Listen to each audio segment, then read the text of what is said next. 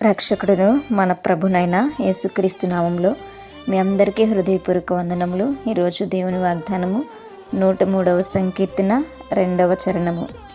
నా ప్రాణమా యెహోవాను సన్నుతించుము, ఆయన చేసిన ఉపకారములలో దేనిని మరువకము. హల్లెలూయా. మరి ఈ మాట మనం రోజు కూడా మనం చెప్పుకోవాల్సినటువంటి మాట కదండి. మరి దేవుడు మన జీవితాల్లో ఎన్నో ఉపకారాలు చేస్తూ ఉంటాడు, ఎన్నో మేలులు మనకి చేస్తూ ఉంటాడు. మనం వాటిని ఎప్పుడు కూడా జ్ఞాపకం చేసుకుంటూ ఉండాలి.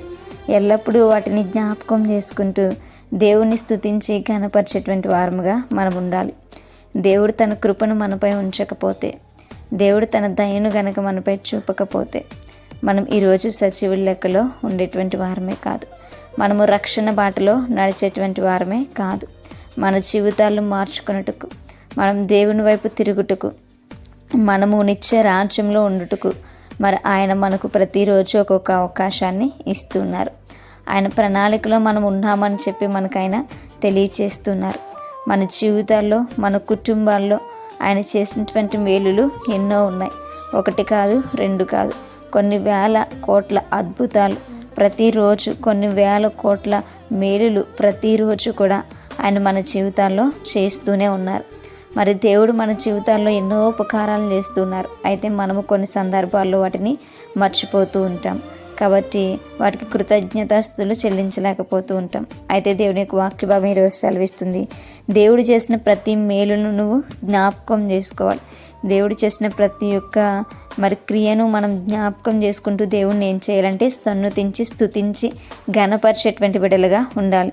దేవుణ్ణి ప్రతిరోజు కూడా ఆరాధించేటువంటి బిడ్డలుగా మనం ఉండాలి. మనము ఆయన చేసినటువంటి ఉపకారములలో దేనిని కూడా మర్చిపోకుండా ఆయన మనం ఏం చేయాలి అని అంటే మరి జ్ఞాపకం చేసుకుంటూ ఆయన్ను ప్రతి క్షణము కూడా ఆరాధించేటువంటి బిడ్డలుగా ఉండాలి. మరి మన జీవితాల్లో జరిగినటువంటి కార్యాలు అనేకులకు సాక్ష్యాలుగా మనము చెప్పేటువంటి బిడ్డలుగా ఉండాలి. మరి మనము ఎల్లప్పుడూ కూడా దేవుని నామాన్ని స్తుతించి సన్నుతించి ఆరాధించి ఘనపరిచి మహిమపరిచేటువంటి బిడ్డలుగా మనం ఉండాలి. అప్పుడు దేవుడు ఆనందిస్తూ ఉంటాడు. ఆయన కార్యములు చేసేటువంటి వారముగా, ఆయన యొక్క ఆజ్ఞలను పాటించేటువంటి బిడ్డలుగా మనం ఉండాలి. మనము వేరే ఆలోచనలతో అవి జరిగిపోయాయి అని అనుకోకుండా, ఏ కార్యము జరిగినా సరే దేవుడు మనకు మంచి చేశాడనేటువంటి విషయం మనం జ్ఞాపకం చేసుకోవాలి. ఆయన ఎల్లప్పుడూ కూడా మనకు మంచి చేయడానికి ఇష్టపడేటువంటి దేవుడు. కాబట్టి మనం దేవుని యందు భయభక్తులు కలిగి ఆయన యొక్క కృప కొరకు కనిపెట్టుకుంటూ ఉండాలి. ఆయన యొక్క రాకడ కొరకు మనం కనిపెట్టుకుంటూ ఉండాలి. ఆయన యొక్క కార్యముల కొరకు మనం కనిపెట్టుకుంటూ ఉండాలి. మన యొక్క మరి పాపమును తొలగించి ఆయన మనకి విమోచన, మనకు రక్షణ అనుగ్రహించున్నాడు కనుక ఆ రక్షణను మనం చివరాఖరి వరకు కాపాడుకుంటూ మనం ఆయనలో ఎదిగేటువంటి బిడ్డలుగా, ఆయన పైన ఆధారపడి ఆయన స్తుతించి ఘనపరిచేటువంటి బిడ్డలుగా ఉండాలి. అటువంటి కృప దేవుడు మనందరికీ కూడా దయచేయనుగాక. మేము ప్రార్థించుకుందాం. పరిశుద్ధుడ, మహాగణుడ, గొప్పవాడ యేసయ్య, మీకు స్తోత్రములు. సర్వాధిపతి అయినటువంటి మా దేవ, మీకు వందనాలు.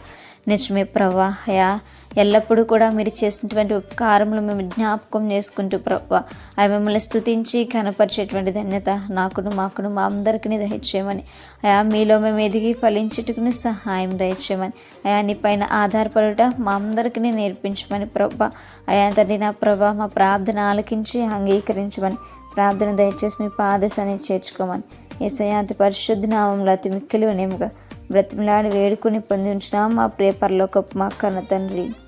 అమ్మాయి praise the Lord everyone. May God bless you all.